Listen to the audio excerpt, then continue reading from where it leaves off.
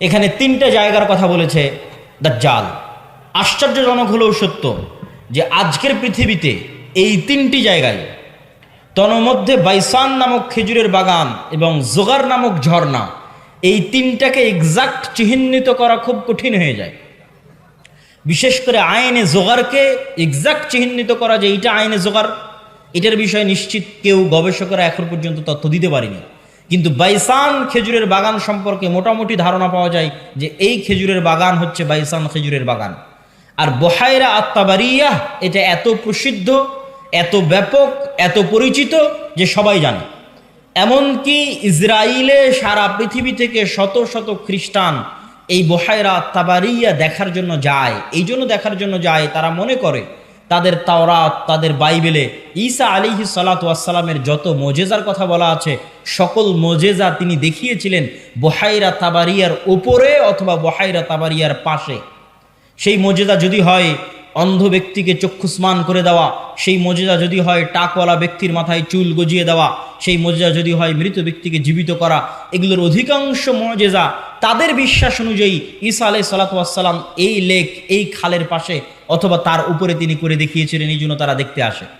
এবং এইটা চলমান বর্তমান ইসরায়েলের সীমানার অন্তর্ভুক্ত। এবং আনুমানিক গবেষণা অনুযায়ী বাইসানের খেজুরের বাগান এবং জোগারের ঝর্ণা এবং তাবারিয়ার লেক তিনটাই বর্তমান ইসরায়েলের সীমানার অন্তর্ভুক্ত, যেই জায়গাগুলোর কথা এই হাদিসে দাজ্জাল তামিম আদ-দারি রাদিয়াল্লাহু তাআলা আনহুকে জিজ্ঞেস করতেছে। তাহলে একদম যদি আমরা সামারি এবং সারমর্ম করি, তাহলে কিয়ামতের পূর্ব মুহূর্তে যা যা সংঘটিত হবে সব বড় বড় ঘটনা এই মাটিতে, এই জমিনে সংঘটিত হবে, শামের মাটিতে সংঘটিত হবে। আল মসজিদুল আকসা, বাইতুল মুকাদ্দাস কেন্দ্রিক যে এরিয়া, যে জগৎ, যে দেশ, সেখানে সংঘটিত হবে।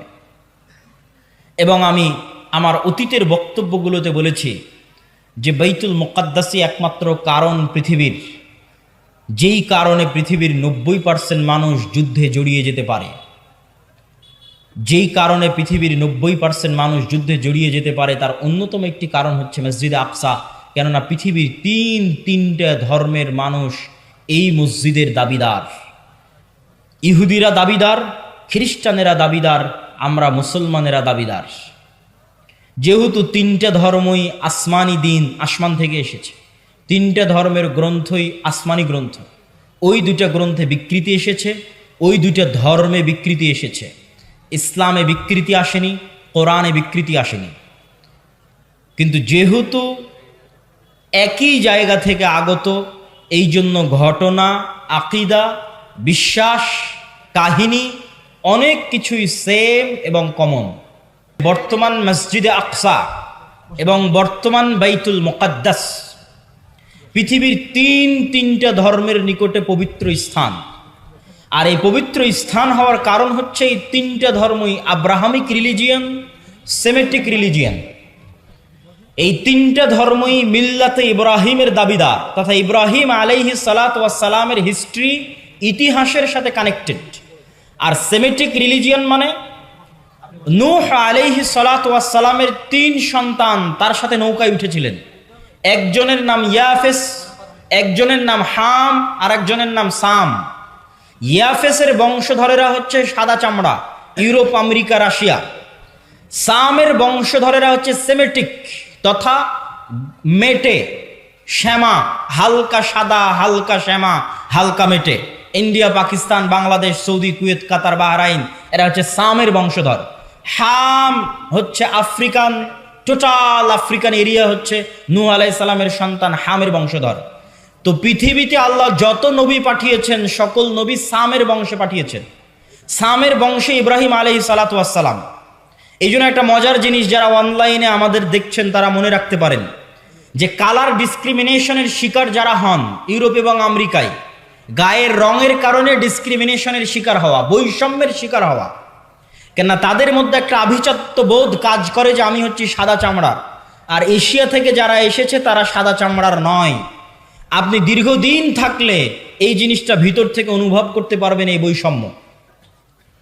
তো এটা আপনারা মজার জিনিস জেনে রাখতে পারেন যে ইউরোপ, আমেরিকা তারা যতই সাদা চামড়ার হোক, তারা যেই নবীকে সম্মান করে, শ্রদ্ধা করে, সেই নবী সাদা চামড়ার ছিলেন না। মানে ঈসা আলাইহিস সালাতু ওয়াস সালাম, ঈসা আলাইহিস সালাতু ওয়াস সালামের গায়ের রং আর আমার নবী মুহাম্মদ সাল্লাল্লাহু আলাইহি ওয়াসাল্লামের গায়ের রং এক। মানে শ্যামা, মেটে, সাদা চামড়ার সাদা নয়। তথা গোটা ইউরোপ এবং আমেরিকার মানুষ যেই নবীর অনুসারী, যেই নবীর মূর্তি তাদের গির্জায় বানিয়ে রেখেছে, যেই নবীর মা মারিয়াম আলাইহিস সালাতু ওয়াস সালামের মূর্তি তাদের গির্জায় বানিয়ে রেখেছে, তারা কেউই সাদা চামড়ার ছিলেন না। এই জন্য বলেছি সেমেটিক রিলিজিয়ান। তথা আল্লাহ সুবহানাহু তাআলা সামের বংশে সকল নবী দিয়েছে, ইব্রাহিমের বংশে পরবর্তী সকল নবী পাঠিয়েছে। পৃথিবীর তিনটে ধর্ম ইব্রাহিম আলাইহিস সালাতু ওয়াস সালামের মিল্লাতের দাবিদার। এর কিছু কমন উদাহরণ আপনাকে দিই। ইব্রাহিম আলাইহিস সালাতু ওয়াস সালামকে আমরা বলি ইব্রাহিম, তারা বলে আব্রাহাম। ইব্রাহিম আলাইহিস সালাতু ওয়াস সালামের ছেলে ইসহাককে আমরা বলি ইসহাক, তারা বলে আইজ্যাক, আইজ্যাক নিউটন। যিনি আইজ্যাক তিনি ইসহাক। ইসহাক আলাইহিস সালাতু ওয়াস সালামের ছেলেকে আমরা বলি ইয়াকুব আলাইহিস সালাতু ওয়াস সালাম, তারা বলে জ্যাকব। যিনি জ্যাকব তিনি ইয়াকুব। ইয়াকুব আলাইহিস সালাতু ওয়াস সালামের ছেলে ইউসুফ আলাইহিস সালাতু ওয়াস সালামকে আমরা বলি ইউসুফ, তারা বলে জোসেফ। সেন্ট জোসেফ স্কুল মানে হযরত Yusuf school. There is no difference, কোনো পার্থক্য নাই।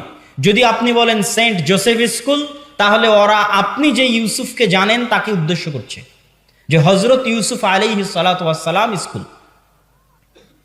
এভাবে আমরা যাকে বলছি দাউদ আলাইহিস সালাতু ওয়াস সালাম, তারা তাকে বলছে ডেভিড।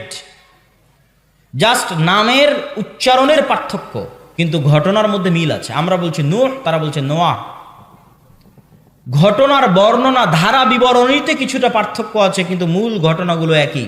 তথা আদম এবং হাওয়ার যে ঘটনা কোরআনে বর্ণনা করা আছে, ইহুদি, খ্রিস্টান এবং ইসলাম, এই তিনটা ধর্ম আব্রাহামিক রিলিজিয়ান।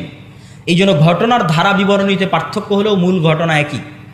তথা তাওরাত এবং ইঞ্জিলে আজও লেখা আছে যে মানুষ বানর থেকে তৈরি হয়নি, মানুষ আদম আলাইহিস সালাম থেকে তৈরি হয়েছে। আমরা বলছি আদম, তারা ওভাবেই বলতেছে। আমরা বলছি হাওয়া, তারা বলছে ইভ। হাওয়া আলাইহিস সালাতু ওয়াস সালামের নামটা চেঞ্জ হয়ে গেছে, ঘটনা একই। আমরা যেমন আমাদের কোরআনে মহাপ্লাবনের ঘটনা আছে নূহ আলাইহিস সালাতু ওয়াস সালামের, কাছাকাছি ওই রকমই মহাপ্লাবনের ঘটনা আজও তাওরাত এবং ইঞ্জিলে আছে। ঘটনার ধারা বিবরণীতে পার্থক্য হতে পারে, কেন ওগুলো বিকৃত হয়ে গেছে। ঠিক তেমনি কুরবানির কথা, ইব্রাহিম আলাইহিস সালাম তার সন্তানকে কুরবানি করছেন, এই কথা তাওরাত জাবুর ইঞ্জিলেও আছে। কিন্তু তারা পরিবর্তন করে দিয়েছে যে ইব্রাহিম আলাইহিস সালাম ইসহাক আলাইহিস সালাতু ওয়াস সালামকে কুরবানি করছেন, আর কোরআন বলছে ইব্রাহিম আলাইহিস সালাতু ওয়াস সালাম ইসমাইলকে কুরবানি করছেন। তো যাক, আমরা সরাসরি বাইতুল মুকাদ্দাসের দিকে চলে আসি এবং আমার বক্তব্যের শেষের দিকে এগিয়ে যাওয়ার চেষ্টা করব। তো ইব্রাহিম আলাইহিস সালাতু ওয়াস সালামের দুই সন্তান ইসহাক এবং ইসমাইল। আজকের পুরো পৃথিবীর ইসরায়েল কেন্দ্রিক যে পলিটিক্স, ফিলিস্তিন কেন্দ্রিক যে পলিটিক্স, এটা যদি বুঝতে চান তাহলে আপনাকে এই জিনিসটা ক্লিয়ার কনসেপ্ট রাখতেই হবে যে আসলে কেন এই জিনিসগুলো ঘটতেছে। তো ইব্রাহিম আলাইহিস সালাতু ওয়াস সালামের দুই সন্তান ইসহাক এবং ইসমাইল। ইসহাক আলাইহিস সালাতু ওয়াস সালাম হচ্ছেন সারা আলাইহিস সালাতু ওয়াস সালামের সন্তান, আর ইসমাইল হচ্ছে হাজেরা আলাইহিস সালাতু ওয়াস সালামের সন্তান। ইব্রাহিম আলাইহিস সালাতু ওয়াস সালাম সারার সন্তান ইসহাককে নিয়ে থাকতেন জেরুজালেমে। ইব্রাহিম আলাইহিস সালাতু ওয়াস সালাম থাকতেন কোথায়? জেরুজালেমে। আল্লাহ কোরআনে বলছেন নাজ্জাইনাহু ওয়া লূতান ইলাল আরদিল্লাতী বারাকনা ফিহা লিল আলামিন। আমি ইব্রাহিমকে আশ্রয় দিয়েছি এই মাটিতে, লূতকে আশ্রয় দিয়েছি এই মাটিতে, যেই মাটিতে আমি বরকত রেখেছি সারা পৃথিবীর মানুষের জন্য, ওই মাটি জেরুজালেমের মাটি। লূত আলাইহিস সালাতু ওয়াস সালামের শহর উল্টিয়ে দেওয়ার পরে আল্লাহ তাকে আশ্রয় দিয়েছেন জেরুজালেমে। আর ইব্রাহিম আলাইহিস সালাতু ওয়াস সালাম তিনি যখন ইরাক থেকে হিজরত করে এসেছেন, তখন আল্লাহ সুবহানাহু ওয়া তাআলা তাকে আশ্রয় দিয়েছেন জেরুজালেমে। তার বাপ আজর তাকে ইরাকের ব্যাবিলন নগরী থেকে তাড়িয়ে দিয়েছিলেন। তাহলে ইব্রাহিম আসলেন জেরুজালেমে, লূত আসলেন জেরুজালেমে। ইব্রাহিমের সন্তান ইসহাক ছিল জেরুজালেমে, ইসহাকের সন্তান ইয়াকুবও ছিল জেরুজালেমে। আর ইব্রাহিম আলাইহিস সালাতু ওয়াস সালাম আরেক সন্তান ইসমাইলকে রেখে আসলেন 1500 কিলোমিটার দূরে মক্কায় কাবা ঘরের পাশে। তাহলে একই সাথে একই সময়ে আল্লাহ ইব্রাহিম আলাইহিস সালামের দুই সন্তানকে দিয়ে পৃথিবীর দুইটা মসজিদ আবাদ করাচ্ছেন। আল্লাহর নবী এবং পবিত্র কোরআন বলছে ইন্না আউওয়ালা বাইতিন উযিআ লিন-নাস বিবাক্কা, পৃথিবীর বুকে প্রথম মসজিদ তৈরি হয়েছে মক্কায় আল্লাহর ইবাদতের জন্য। আর আল্লাহর নবী বলছেন মক্কার 40 বছর পর, কাবার 40 বছর পর মসজিদ তৈরি হয়েছে আল মসজিদ আল আকসা, বাইতুল মুকাদ্দাস। তাহলে ইব্রাহিম আলাইহিস সালাতু ওয়াস সালামের এক সন্তান ইসহাক এবং তার বংশধরেরা আবাদ করছে মসজিদ আকসা, আর ইব্রাহিম আলাইহিস সালাতু ওয়াস সালামের আরেক সন্তান ইসমাইল এবং তার বংশধরেরা আবাদ করছে কাবা, একই সময়ে একই সাথে। আর ইব্রাহিম আলাইহিস সালাতু ওয়াস সালাম নিজে জেরুজালেম থেকে মক্কায় যাতায়াত করেছে 4 থেকে 5 বার। একবার হাজেরা আলাইহিস সালাতু ওয়াস সালাম এবং ইসমাইলকে রাখতে গেছেন, একবার জবাই করতে গেছেন, একবার কাবা ঘর তৈরি করতে গেছেন, একবার ছেলেকে এমনি দেখতে গেছেন, পাননি, স্ত্রীকে তালাক দিয়ে আসতে বলেছেন। লম্বা ঘটনা সহিহ বুখারীতে পাবেন। তাহলে ইব্রাহিম আলাইহিস সালাতু ওয়াস সালাম পৃথিবীর একমাত্র নবী যিনি একই সাথে এই দুইটা পবিত্র মসজিদের সাথে কানেক্টেড, একই সাথে। হুয়া ইব্রাহিম আলাইহিস সালাতু ওয়াস সালাম, তিনি ইব্রাহিম আলাইহিস সালাতু ওয়াস সালাম 5 বার মক্কা থেকে ফিলিস্তিন, জেরুজালেম যাতায়াত করেছেন। এবার আসেন হিস্ট্রি সামনের দিকে আগাতে থাকলো। ইউসুফ আলাইহিস সালাম কুয়ায় পড়ে মিশরের বাজারে বিক্রি হয়ে গেলেন। আজকে যেমন ফিলিস্তিন আর মিশর পাশাপাশি, গাজায় আপনি ত্রাণ পাঠাতে পারবেন না মিশর ছাড়া, ওই কালেও একই অবস্থা ছিল, ফিলিস্তিন মিশর পাশাপাশি। ফিলিস্তিনের কুয়াতে পড়ে বিক্রি হলেন মিশরে, মিশরে অর্থমন্ত্রী হলেন, বাপ ভাই দাদা সবকে ডেকে পাঠালেন। 70 জনের পরিবারের বিশাল বহর নিয়ে ইয়াকুব আলাইহিস সালাম গেলেন মিশরে। এই প্রথম ইসহাকের বংশধরেরা ফিলিস্তিন ছেড়ে মিশর চলে গেল। মিশরে ইউসুফ আলাইহিস সালামের রাজত্ব এবং তার পরবর্তীদের রাজত্ব 1-150 বছর থাকলো। তারপরে যখন বিরোধী পার্টি ক্ষমতায় চলে আসলো, তথা ফেরাউন কিবতীরা যখন ক্ষমতা দখল করে নিল, তো আগের ক্ষমতায় যারা সবচেয়ে বড় জোট ছিল ওদেরকে হত্যা করতে লাগলো। আগের ক্ষমতায় যে বাদশাহ ছিল মিশরের, তার সবচেয়ে বড় জোট ছিল বানু ইসরাইল, ইউসুফ আলাইহিস সালাতু ওয়াস সালাম, তো এদেরকে হত্যা করো। আর ফেরাউন জানতো যে আমি ক্ষমতা হারালে এদের কাছে ক্ষমতা হারাবো, অতএব এদের শিশুদের হত্যা করো, যেন আমার ক্ষমতা দখল করার মতো কেউ না আসে। ওয়াইয নাজ্জাইনাকুম মিন আলি ফিরআউনা ইয়াসুমুনাকুম সুআল আযাব ইউযাব্বিহুনা আবনাআকুম ওয়া ইস্তাহইউনা নিসাআকুম, আমি তোমাদেরকে ফেরাউনের কবল থেকে বাঁচিয়েছি, যে ফেরাউন তোমাদের ছেলে সন্তানদের জবাই করত। আল্লাহ পবিত্র কোরআনে বলছেন ছেলে সন্তানদের জবাই করত। আজকের ফেরাউন বানু ইসমাইলের ছেলে সন্তানদেরকে গাজায় হত্যা করতেছে। দিন পরিবর্তন হয়েছে, টার্গেট একই। কেননা তারা জানে যে এই ফিলিস্তিন থেকে এমন সন্তান বের হবে যাদের হাতে তাদের পতন অনিবার্য, পতন অবশ্যম্ভাবী। এই জন্য বেরিয়ে যেন হতে না পারে, এই জন্য আগে শিশুই হত্যা করে দাও, যেমন ফেরাউন হত্যা করত। সম্মানিত উপস্থিতি, তারপরে ফেরাউনের অত্যাচারে থেকে বানু ইসরাইলকে বাঁচানোর জন্য আল্লাহ মুসা আলাইহিস সালামকে পাঠালেন। মুসা আলাইহিস সালাতু ওয়াস সালামের লম্বা ঘটনা, তিনি বানু ইসরাইলকে সাথে করে নিয়ে পালিয়ে যাচ্ছেন। ফেরাউনকে আল্লাহ লোহিত সাগরে ডুবিয়ে হত্যা করলেন। হত্যা করার পর মুসা আলাইহিস সালাম ফেরত মিশরে যাননি কেন? এই জন্য মিশরে ফেরত যাননি যে মুসা আলাইহিস সালাম পালিয়ে যাচ্ছিলেন না, মুসা আলাইহিস সালাম ইজ রিটার্নিং ব্যাক, ফেরত যাচ্ছিলেন। কোথায় ফেরত যাচ্ছিলেন? 400 বছর আগে ওনার বাপদাদা ইয়াকুব এবং ইয়াকুবের সন্তান 70 জন এবং ইউসুফ ওই যে জেরুজালেম ছেড়ে মিশরে আসছে, ওই জেরুজালেম বাপদাদার আদিভিটা, সেখানে ফিরে যাচ্ছিলেন।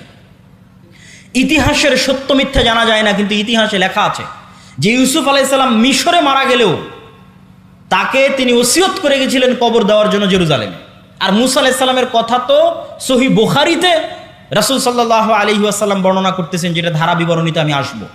তো আপনি যদি আজকের ম্যাপে দেখেন, লোহিত সাগর পার হয়ে ফিলিস্তিনে যাবেন, মিশর থেকে লোহিত সাগর ক্রস করে ফিলিস্তিনে যাবেন, গুগল ম্যাপে দেখবেন ফিলিস্তিনে ঢুকার আগে বিশাল মরুভূমি, সিনাই মরুভূমি। আর ওই ফিলিস্তিনে তখন বসবাস করত তৎকালীন বিশ্বের সবচেয়ে শক্তিশালী গোত্র, তাদের নাম আমালেকা গোত্র। তো ওদের সাথে যুদ্ধ করে জিতে জেরুজালেম জয় করতে হবে, এই জন্য অপেক্ষায় বসে আছেন সিনাই মরুভূমিতে। সিনাই মরুভূমি যেহেতু মরুভূমি, আর লোহিত সাগরের পানি যেহেতু লবণাক্ত, এই জন্য কোনো খাবার নাই, না মরুভূমিতে কোনো ফলমূল হয়, না মরুভূমিতে কোনো পানি আছে। এই জন্য সূরা বাকারায় বানু ইসরাইলের ঘটনা পড়ে দেখবেন যে আল্লাহ মুসা আলাইহিস সালাতু ওয়াস সালামকে বললেন, তুমি লাঠি দিয়ে পাথরে আঘাত করো, তোমার সম্প্রদায়ের জন্য ঝর্ণা তৈরি করে দিচ্ছি। তুমি আল্লাহর কাছে দোয়া করো, আর জান্নাত থেকে মান্না এবং সালোয়া পাঠিয়ে দিচ্ছে, জান্নাত থেকে পাখির আকারে এবং গাছে ঝুলন্ত আকারে, বাড়ির উপরে গাছে ঝুলন্ত আকারে জান্নাত থেকে মান্না এবং সালোয়া আসতো, কেননা মরুভূমিতে কোনো খাবার ছিল না। তারপরে মুসা আলাইহিস সালাতু ওয়াস সালাম তাদের নিয়ে জেরুজালেম বিজয় করতে যাবেন মর্মে যুদ্ধের ঘোষণা দিলেন। এরা ছিল নিমক হারাম কওম। আল্লাহর এত বড় নিয়ামত দেখার পরও এরা বলল, ইযহাব আনতা ওয়া রাব্বুকা ফাকাতিলা, মুসা আপনি আর আপনার আল্লাহ গিয়ে যুদ্ধ করেন, আমরা যুদ্ধ করতে পারবো না। বলেন নাউজুবিল্লাহ। এই জন্য মুসা আলাইহিস সালাম জেরুজালেম বিজয় করতে পারেননি। তখন মুসা আলাইহিস সালাতু ওয়াস সালাম আল্লাহর কাছে দোয়া করেছিলেন, যেন আমার লাশ, আমার মৃত্যু যেন জেরুজালেমের এত নিকটে হয় যে একটা ঢিল মারলে, যেন জেরুজালেম থেকে বাইতুল মুকাদ্দাস থেকে একটা ঢিল মারলে আমার কবরে এসে পড়ে। মুহাম্মদ সাল্লাল্লাহু আলাইহি ওয়াসাল্লাম বুখারীর হাদিসে বলছেন, আমি যদি আজ ফিলিস্তিনে থাকতাম তোমাদের দেখাতাম যে কোথায় মুসা আলাইহিস সালাতু ওয়াস সালামের কবর আছে। সম্মানিত উপস্থিতি, তারপরে ধারা বিবরণী আমি সংক্ষিপ্ত আকারে আজকের পর্যন্ত আপনাকে আমি বুঝিয়ে দিচ্ছি।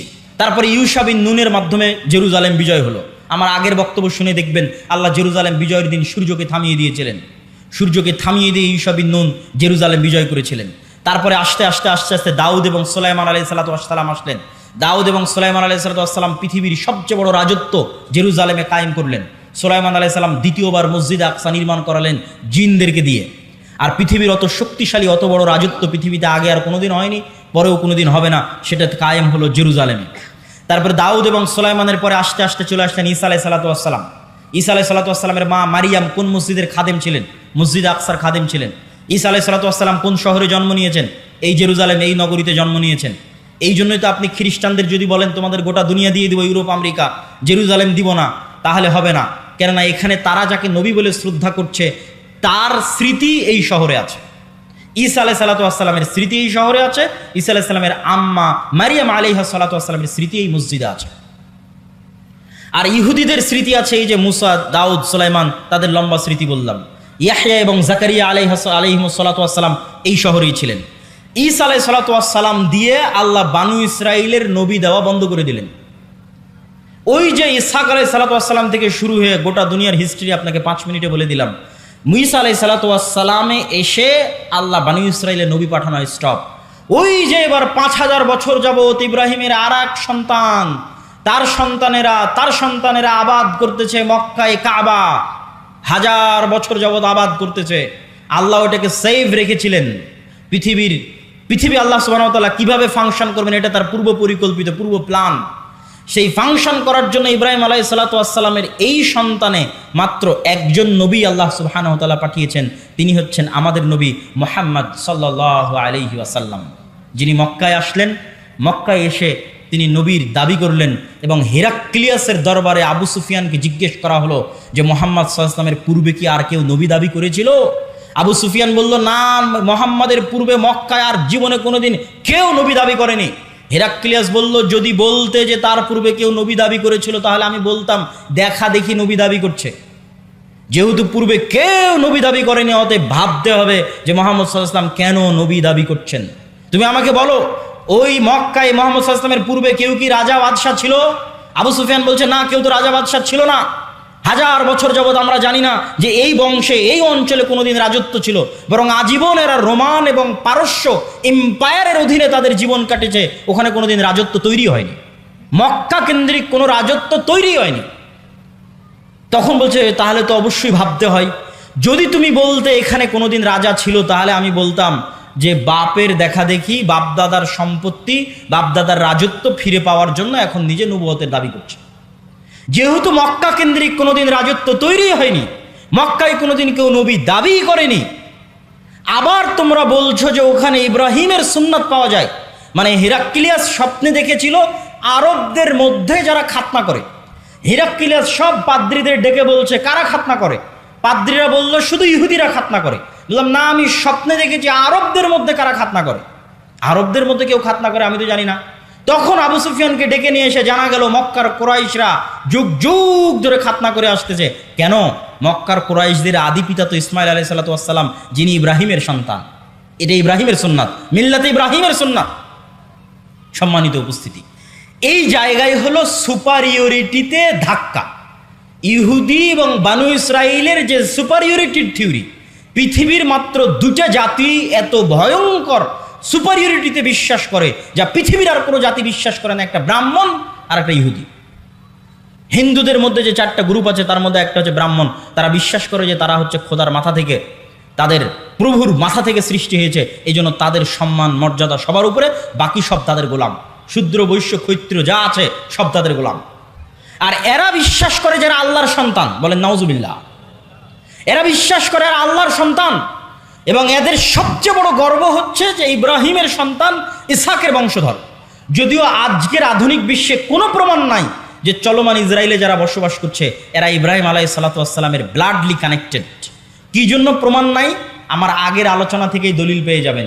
আগের আলোচনায় বলেছি ইব্রাহিম আলাইহিসসালাম নূহের সন্তান সামের বংশধর, না নূহের সন্তান হামের বংশধর, না নূহের সন্তান ইয়াফিসের বংশধর?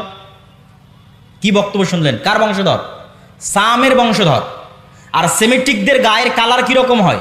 সেমিটিকদের গায়ের কালার হচ্ছে মেটে, শ্যামা, সাদা চামড়া তো ইয়াফিস। তাহলে ইউরোপ এবং আমেরিকার গায়ের চামড়া, গায়ের কালার নিয়ে এসে ফিলিস্তিনে বসে দাবি করবা যে তুমি ইসাক আলাইহিস সালাতু ওয়াস সালামের বংশধর, ইয়াকুব আলাইহিস সালাতু ওয়াস সালামের বংশধর, দিস ইজ ইম্পসিবল, এটা হতেই পারে না, অসম্ভব। অন্তত গায়ের চামড়াই তো মিলতে হবে, গায়ের রঙে তো মিলতে হবে। এই জন্য কোনো ঐতিহাসিক ডকুমেন্ট নাই যে তারা তার সন্তান, কিন্তু দাবি করে। তো ওই দাবির ভিত্তিতে আমরা আলোচনা করতেছি যে তাদের যে সুপারিয়রিটি থিওরি, যে আমরা আল্লাহর সন্তান এবং আমরা ইব্রাহিম আলাইহিস সালাতু ওয়াস সালামের অমুক সন্তানের পরবর্তী বংশধর, এই জন্য আমাদের জন্য দয়া, আমাদের জন্য রহমত, আর বাকি পৃথিবীর সব গোলাম। সবকে যদি আমরা মেরে হত্যা করি তবুও কোনো পাপ হবে না। ভাই এটা বিশ্বাস করে, আল্লাহর কসম করে বলছে এটা বিশ্বাস করে, না হলে এত নিষ্ঠুর হওয়া মানুষের জন্য সম্ভব নয়। আপনি যখন বিশ্বাস করবেন যে এই সমস্ত মানুষকে হত্যা করলে আমার গুনাহ হবে না, তখনই আপনি এত নিষ্ঠুর হতে পারবেন।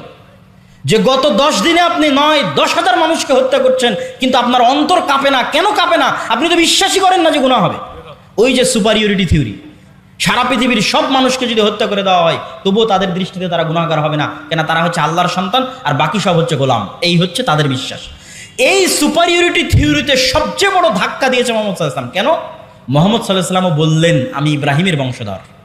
কথা কি আমার বুঝতে পারছেন? মুহাম্মদ সাল্লাল্লাহু আলাইহি ওয়াসাল্লাম ইব্রাহিমের সন্তান ইসমাইলের বংশধর, বানু ইসমাইল। আর তারাও জানতো যে আরবে শেষ নবী আসবে। এই জন্য ঈসা আলাইহিস সালাতু ওয়াস সালামের মৃত্যুর পরে অনেক ইহুদি মদিনায় চলে গেছিল। বানু কুরাইজা, বানু কায়নুকা, বানু নাজির সবগুলো চলে গেছিল মদিনায়। তারা অপেক্ষা করছিল তাদের মধ্যে শেষ নবী আসবে, আরবে আসবে, তাদের বংশে আসবে। কিন্তু যখন দেখলো না তাদের বংশে আসলো না, মুহাম্মদ সাল্লাল্লাহু আলাইহি ওয়াসাল্লাম বানু ইসমাইলের বংশে শেষ নবী দাবি করলো, তাহলে মুহাম্মদ সাল্লাল্লাহু আলাইহি ওয়াসাল্লাম দুই দিক থেকে তাদের সুপারিয়রিটিতে আঘাত করলেন। এক, তুমি রক্তে যতই দাবি করো তুমি ইব্রাহিমের বংশধর, তো আমি মুহাম্মদও দাবি করছি আমি ইব্রাহিমের বংশধর, আমি ইসমাইলের বংশধর। অতএব রক্তে আমার উপর তোমার কোনো প্রাধান্য আর থাকলো না। শেষ, আমার উপর তোমার প্রাধান্য রক্তে থাকলো না। এই জিনিসটা তারা বুঝে গেল। এবং তারা এটাও বুঝে গেল যে মুহাম্মদ সাল্লাল্লাহু আলাইহি ওয়াসাল্লামের কওমের জন্য আল্লাহর পক্ষ থেকে তাদের কিতাবে বর্ণিত যত ওয়াদা, যত রহমত, যত বরকত, সব রহমত, সব বরকত এবার মুহাম্মদ সাল্লাল্লাহু আলাইহি ওয়াসাল্লাম এবং তার উম্মতের জন্য আসবে।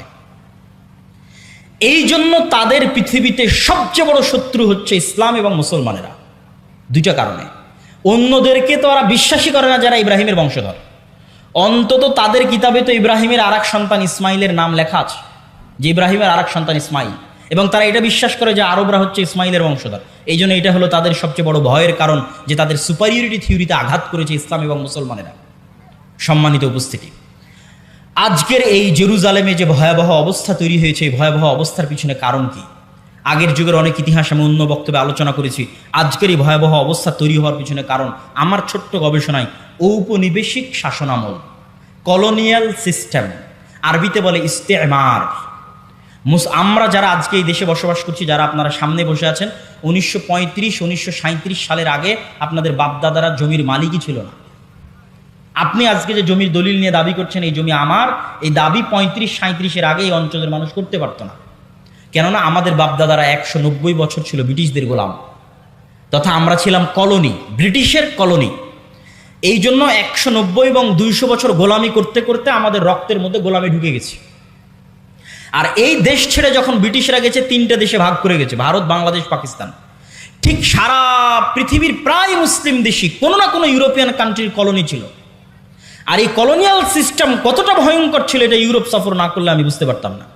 ফ্রান্সের রাজধানী প্যারিসে আইফেল টাওয়ারের সামনে রাত 12টা-1টার সময় যতজন বিড়ি খাচ্ছে, সিগারেট খাচ্ছে, সব হচ্ছে মুসলমানের সন্তানেরা। কোন দেশের মুসলমানের সন্তানেরা? যেই দেশ ফ্রান্স শাসন করত। ফ্রান্সের কলোনি ছিল আফ্রিকার বহু অঞ্চল। আজ বহু অঞ্চল বিদ্রোহ করতেছে, নাইজার, আলজেরিয়া, বহু অঞ্চল বিদ্রোহ করতেছে ফ্রান্সের বিরুদ্ধে। তো ওই সমস্ত অঞ্চলগুলো কলোনি ছিল। ভাগ্যিস ভালো যে ব্রিটিশরা আমাদেরকে মোটামুটি একটা স্বাধীনতা দিয়ে গেছে। ফ্রান্স অতটুকু স্বাধীনতা দেয়নি। ফ্রান্স বলেছে তোমার রিজার্ভ ব্যাংকের টাকা আমার ব্যাংকে থাকবে, তুমি কোনো অস্ত্র কিনতে পারবা না আমার কাছে ছাড়া, তুমি বৈদেশিক কোনো চুক্তি করতে পারবা না আমার অনুমতি ছাড়া, অথচ নাকি স্বাধীন। এভাবে তারা স্বাধীনতা দিয়ে এসেছে। কলোনিয়াল সিস্টেম ভয়ঙ্কর। তো ঠিক আজকের যেই শাম, আজকের যেই ফিলিস্তিন, ইসরায়েল, জর্ডান, লেবানন, কাতার, দুবাই, বাহরাইন, এগুলো আজ থেকে 50-60 বছর আগে ছিলই না। আসতেছে নিয়ে আসো, দান যেহেতু বলতেছো, না নিয়ে আসলে কেমন করবো? ও আচ্ছা আচ্ছা আচ্ছা আচ্ছা, ঠিক আছে ঠিক আছে, বুঝতে পেরেছি। ওকে ওকে, বুঝতে পেরেছি, ঠিক আছে, জাযাকাল্লাহ খাইর। তা আমি আমার বক্তব্যের শেষের দিকে চলে আসছি। তো যখন ব্রিটিশরা এই অঞ্চল ছেড়ে যায়, এগুলো কোনো দেশই ছিল না। ওরা এই যেমন আমাদের এই ভারত উপমহাদেশকে ভেঙে টুকরো টুকরো করেছে, ওই রকম বাহরাইন একটা ছোট্ট দেশ বানিয়েছে, কাতার, দুবাই, তারপরে হচ্ছে জর্ডান, তারপরে হচ্ছে লেবানন, তারপরে হচ্ছে এই ছোট্ট ভাঙতে ভাঙতে ওর মধ্যে থেকে ইসরায়েল বের করে দিয়েছে। তথা ইসরায়েল হচ্ছে ঔপনিবেশিকের ফল, ঔপনিবেশিক শাসন আমলের সন্তান। যে কলোনিয়াল সিস্টেম সারা পৃথিবীতে মুসলমানেরা ভোগ করেছে তার ফল, তার রেজাল্ট। আর ওই যে গোলামি করতে করতে রক্তে গোলামি ঢুকে গেছে মুসলমানদের জন্য, গোলামি থেকে বের হতে হলে আরো সময় লাগবে, স্বাধীন চেতা মনোভাব লাগবে, আল্লাহর ইবাদত এবং দ্বীনের অনুসরণ করা লাগবে। দ্বীনের অনুসরণ, আপনি বলতেছেন আপনি মসজিদ আকসা বিজয় করবেন, বাইতুল মুকাদ্দাস বিজয় করবেন, আপনি যে দেখেন তো একটা ইহুদি পরিবারের ছেলে মেয়ে কি করে, আর আজকে যারা এখানে বসে আছে এরা কি করে? আজকে যারা যে সমস্ত এখানে যুবক বসে আছে এদের মধ্যে কয়জন মদখোর, জুয়াখোর, ফ্রি ফায়ার, পাবজি নিয়ে ব্যস্ত? আর ইহুদির কয়টা সন্তান ফ্রি ফায়ার, পাবজি আর মদ আর জুয়া নিয়ে ব্যস্ত? আমার চ্যালেঞ্জ থাকলো আপনি যান, খুঁজেন। তাদের দোষ দিয়ে লাভ নাই। আল্লাহ সুবহানাহু ওয়া তাআলা আমাদেরকে আযাব হিসেবে, শাস্তি হিসেবে মসজিদ আকসায় যেতে দেয় না। এই কষ্ট আমার এবং আপনার অন্তরে থাকতে হবে। যেই মসজিদের 2 রাকাত সালাত অন্য মসজিদের 1000 সালাতের চেয়ে উত্তম, পৃথিবীর যে তিনটা মসজিদ, ইসলামের সবচেয়ে পবিত্রতম মসজিদ, যার জন্য সফর করা, যার জন্য যাওয়া উত্তম, উচিত, যেই মসজিদগুলোতে সালাতের বিশেষ ফজিলত রয়েছে, সেই 3টা মসজিদের একটা মসজিদ, মসজিদ আকসা, আমরা যেতে পারি না। এটা আল্লাহ আমাদেরকে বঞ্চিত করে রেখেছে আমাদের কর্মফলের কারণে, আমাদের আমলের কারণে। সম্মানিত উপস্থিতি, আপনি ইহুদি পল্লীতে যান, ইহুদি পল্লীতে গিয়ে দেখেন তারা কিভাবে চলে, কিভাবে চলাফেরা করে, দেখে আসেন। তারা পৃথিবীর মানুষকে বলবে তোমরা সুদ নিয়ে ব্যস্ত থাকো, ওরা নিজেরা পরস্পরে সুদ খাবে না। তারা পৃথিবীর মানুষের পিছনে কোটি কোটি টাকা ব্যয় করবে যে তোমরা মদ, গাঞ্জা, জুয়া এগুলো নিয়ে ব্যস্ত থাকো, ওরা নিজেরা জীবনে কোনোদিন মদ, গাঞ্জা, জুয়া নিয়ে ব্যস্ত থাকবে না। টাকার বিষয়ে সবচেয়ে কৃপণ, টাকা কেমনে জমা করতে হয়, অনর্থক অপচয় খরচ না করে টাকা কেমনে জমা করতে হয়। পৃথিবীর সবচেয়ে বড় বড় মাল্টি বিলিয়নার হচ্ছে তারা, কেন তারা ওইভাবেই তাদের সন্তান সন্ততিকে বড় করেছে। হ্যাঁ, তাদের উপর আল্লাহর গজব এবং আযাব আসবে, কিন্তু আল্লাহ সুবহানাহু ওয়া তাআলা বিধর্মীদের দিয়েই মুসলমানদেরকে আযাব এবং শাস্তি দিয়ে থাকেন। তারও দলিল কোরআন এবং হাদিসে আছে, যেটা আমি আমার অন্য বক্তব্যে বিস্তারিত আলোচনা করেছি, আজকে সময় নাই। সেহেতু আমরা একটা আযাব এবং গজবের মধ্যে দিয়ে যাচ্ছে আমাদের আমলের কারণে। আমাদের অন্তরে ব্যথা থাকতে হবে যে আমরা হজ এবং উমরা করতে গেলেও, মক্কা মদিনায় গেলেও মসজিদ আকসায় যেতে পারি না। আজ থেকে 100 বছর আগে, গত 1300 বছর এমন কোনো মুসলমান নাই যারা হজ উমরা করতে গেছে আর মসজিদ আকসায় যায়নি। হজের ট্রিপ মানেই মসজিদ আকসাহের ট্রিপ হবে। সম্মানিত উপস্থিতি, এই জন্য সুলতান সালাহুদ্দিন আইয়ুবী শপথ করেছিলেন, যতদিন আল্লাহ তার 3টা মসজিদের একটা মসজিদকে খ্রিস্টানদের কবল থেকে মুক্ত না করবে, ততদিন সুলতান সালাহুদ্দিন আইয়ুবী আল্লাহর আরেক মসজিদ মক্কা এবং মসজিদে নববী জিয়ারতের জন্য যাবে না। আল্লাহর মসজিদকে বন্দি দশায় রেখে, আল্লাহর মসজিদকে মানুষের সালাত মুক্ত অবস্থায় রেখে তিনি কিভাবে আল্লাহর আরেক মসজিদ জিয়ারতের জন্য যাবেন, এই ব্যথায় তিনি যুদ্ধ করতেন। এই জন্য আপনাদের সন্তান সন্ততি পরবর্তী বংশধরের অন্তরে এই ব্যথা, এই বিশ্বাস এবং আমলের পরিবর্তনের মাধ্যমে আমরা বিজয় অর্জন করতে পারি। যেহেতু আল্লাহর ওয়াদা যে বিজয়ী হব, বক্তব্যের শুরুতেই হাদিস পড়ে দিয়েছি যে পাথর বলবে, গাছ বলবে, ওয়াদা হবে। আল্লাহর নবী বলেছেন হবে, আজ না হলে যেদিন ইমাম মাহদি আসবেন সেই দিন হবে। কিন্তু আমরা যদি তার আগেও যে হবে না তা না, তার আগেও হতে পারে। সুলতান সালাহুদ্দিন আইয়ুবীর হাত দিয়ে আল্লাহ বিজয় করায়নি, করিয়েছে। আমাদের হাত দিয়ে আল্লাহ বিজয় করাতে পারে, কিন্তু তার জন্য আমলের পরিবর্তন লাগবে, আখলাকের পরিবর্তন লাগবে। সম্মানিত উপস্থিতি, আজকের যে অনুষ্ঠানটা আয়োজন হচ্ছে, এই অনুষ্ঠানের মূল লক্ষ্য উদ্দেশ্য হচ্ছে মসজিদ ভিত্তিক দ্বীন শিক্ষা, মসজিদ ভিত্তিক মক্তবকে শক্তিশালী করা। আমরা আপনাদের এই অঞ্চলে সফর দিয়েছিলাম, গোটা মোহনপুর অঞ্চলে আমি নিজে সফর দিয়েছি। মোটামুটি কিছু মসজিদে মসজিদ ভিত্তিক মক্তব আছে, কিছু মসজিদে নাই। তো এই যে শিক্ষায় আমরা পিছিয়ে, জ্ঞানে আমরা পিছিয়ে, অথচ তারা আমাদের চেয়ে শিক্ষা এবং জ্ঞানে এগিয়ে। তো আমাদের যে জ্ঞানে পিছিয়ে এবং বিশেষ করে ধর্মীয় জ্ঞানে আরও পিছিয়ে, কেননা আমাদের দেশের 90% ছেলে মেয়ে যায় স্কুলে আর 2 থেকে 3% যায় মাদ্রাসায়। ওই যে 90 থেকে 95% গেল স্কুলে, তাদের জন্য কোনো একাডেমিক সিলেবাস নাই দিন শেখানোর। যদি না আমরা মসজিদগুলোকে দিন শিক্ষার দিক থেকে শক্তিশালী না বানাতে পারি, শক্তিশালী প্রতিষ্ঠান না বানাতে পারি, তাহলে আমাদের পরবর্তী প্রজন্ম হবে কোরআনবিহীন, আমাদের পরবর্তী প্রজন্ম হবে দিনের জ্ঞানবিহীন, যা আমাদের উপরে জাতিগতভাবে আল্লাহর আযাব আসার জন্য বাধ্য করবে। তথা আমরা আজকে বাংলাদেশে বসে আছি, গাজার জন্য প্রতিবাদ করছি, কয়দিন পর দেখবেন যে আমরাই গাজা হয়ে গেছি। কথা বুঝতে পেরেছেন? যদি আমরা আমাদের আমল এবং আখলাকে পরিবর্তন না আনি, কেননা গাজা হওয়ার মতো সকল ক্রাইটেরিয়া এই দেশে মজুদ আছে। কি এই দেশে মজুদ আছে? এটা পৃথিবীর একমাত্র মুসলিম দেশ যার পাশে কোনো মুসলিম দেশ নাই। তথা এটা যদি কোনোদিন গাজা হয়, তাহলে গাজার চাইতে ভয়ঙ্কর পরিবেশ তৈরি হবে। কেননা গাজার পাশে অন্তত মিশর তো আছে, মাটির তল দিয়ে খুঁড়ে মিশর থেকে তারা ত্রাণ এবং পণ্য এনে কোনো মতে বাঁচতে পারতেছে। কিন্তু আপনার দেশ যেই দিন গাজা হয়ে যাবে সেদিন আপনার এখানে ত্রাণ পাঠানোরও কেউ থাকবে না। এই জন্য বাঁচার রাস্তা কি? যদি এই দেশের স্বাধীনতা এবং সার্বভৌমত্ব রক্ষা করতে চান, দিন এবং আমলে ফিরে আসতে হবে। পরবর্তী প্রজন্মদের কাছে বেসিক দিনের জ্ঞান দিতে হবে। তার জন্য মসজিদে টাইলস এবং এসির আগে মক্তব চালু করতে হবে। আমি এমনও মসজিদ সফর করেছি যেই মসজিদে টাইলস আছে, এসি আছে, আমি রাগ করে বলেছি মসজিদে মক্তব নাই। আমি রাগ করে বলেছি আপনারা টাইলসগুলো খুলে বাজারে বিক্রি করেন, এসিটা খুলে বাজারে বিক্রি করেন, তো মসজিদে মক্তব চালু করেন। আমাদের মুসলমানদের কনসেপ্ট দেখেন, আমাদের যারা আরব বিশ্বের বড় বড় দেশ তাদের কনসেপ্ট দেখেন, পর্যটন আর বিনোদন। আর পাশে ইসরায়েলকে দেখেন, শিক্ষা জ্ঞান। আমাদেরকে দেখেন, আমরা হচ্ছে এসি টাইলস, শিক্ষা জ্ঞানের কোনো গুরুত্ব নাই। তাহলে আমরা যদি গোলাম না হই, কারা পৃথিবীতে গোলাম থাকবে? সম্মানিত উপস্থিতি, এই জন্য আজকে আপনারা যারা এখানে উপস্থিত হয়েছেন প্রত্যেকেই আজকের এই প্রোগ্রামগুলো আমরা যেগুলো করছি, আর দাওয়া ইলাল্লাহর অধীনে এটার মূল লক্ষ্যই হচ্ছে মসজিদগুলোতে মক্তব শিক্ষা চাঙ্গা করা, মজবুত করা। তো আপনারা যারা এখানে বিভিন্ন অঞ্চল, বিভিন্ন এলাকা থেকে উপস্থিত হয়েছেন, আপনাদের যে মসজিদগুলোতে মক্তব আছে আমাদের সিলেবাস নিয়ে যাবেন। সালাফি কনফারেন্স রাজশাহী 23 ও 24 নভেম্বর, আল জামিয়া সালাফিয়া ডাঙ্গিপাড়া পবা রাজশাহীতে আসবেন। আপনাদের মক্তবের জন্য সিলেবাস নিয়ে যাবেন, উন্নত মানের সিলেবাস। এবং মক্তবগুলোকে কেন্দ্রীয়ভাবে সেন্ট্রালি ম্যানেজমেন্ট করার জন্য আমাদের পক্ষ থেকে সার্বিক সুযোগ সুবিধা আপনাদেরকে দেওয়া হবে। আর যদি কোনো মসজিদে মক্তব বন্ধ থাকে, সেটাকে চালু করার জন্য কি কি উদ্যোগ নেওয়া যায় সেটার জন্য আপনারা যোগাযোগ করতে পারেন। কিন্তু যে মসজিদগুলোতে চালু আছে তারা দ্রুত গতিতে চেষ্টা করেন আমাদের সাথে সম্পৃক্ত হয়ে ওই মসজিদগুলোর ইমামদেরকে শিক্ষাগত ট্রেনিং দেওয়ার মাধ্যমে এবং ওই মসজিদের সিলেবাসের মান বাড়ানোর মাধ্যমে ওইটাকে একটা প্রতিষ্ঠানে রূপান্তর করা।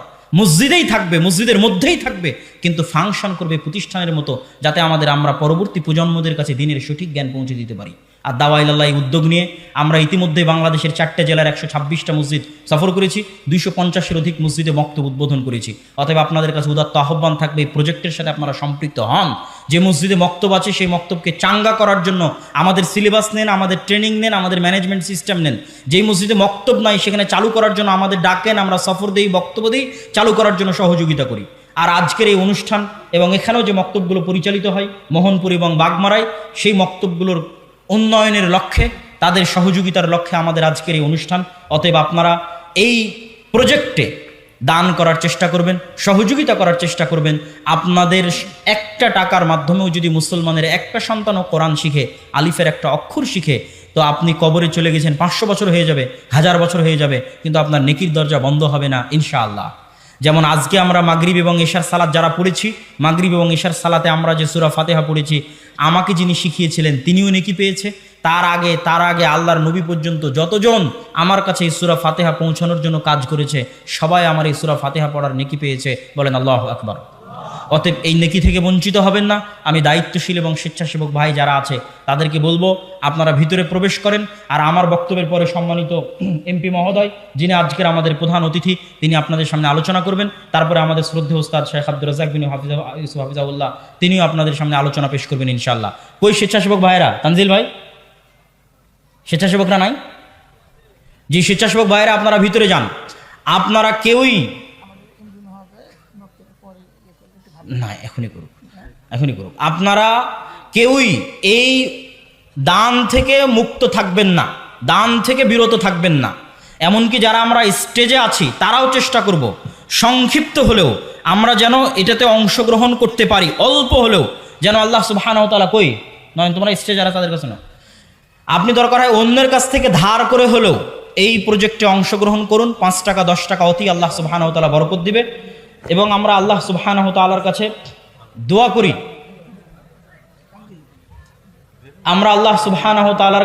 করি, যে আল্লাহ সুবহানাহু ওয়া তাআলা, হে আল্লাহ, আপনি আজকে যারা আমাদের অত্র প্রোগ্রামে উপস্থিত হয়ে এই প্রজেক্টে তাদের স্বতঃস্ফূর্ত অংশগ্রহণের জন্য সহযোগিতার হাত বাড়িয়ে দিচ্ছে, আপনি তাদের দানকে কবুল করুন, আল্লাহুম্মা আমিন।